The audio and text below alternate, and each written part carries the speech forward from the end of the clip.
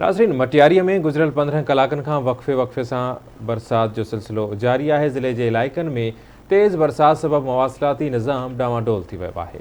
Video link ते मौजूद आहे अब्दुल गफूर मल्हा। जी हाँ, पूरे सिंधिया मटियारी ज़िले में भी एक महीने का बरसात वक़्फ़े सां जारी है। इहो आगे बुधाया तो ही जगह बरसात है गुज़िरियल 15 कलाकनि का मुसलसल जारी है।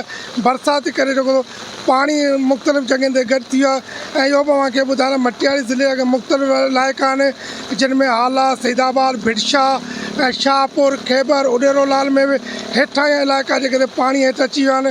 इहो बि तव्हांखे ॿुधायां त बरसात केतिरा ई कखावा घर आहिनि उहे बि डही पट थी विया आहिनि ऐं हिन बरसात जे करे फसलनि खे वॾो नुक़सानु पहुतो आहे। इहो बि तव्हांखे ॿुधायां त जेके बरसात जे करे बेरोज़गार तबिको उहो परेशान थी वियो आहे। ऐं ॿिए तरफ़ इहो तव्हांखे ॿुधायां त ज़िले इंतिज़ामिया तरफ़ां के बि जेके जोगा उपाय न वरिता विया आहिनि।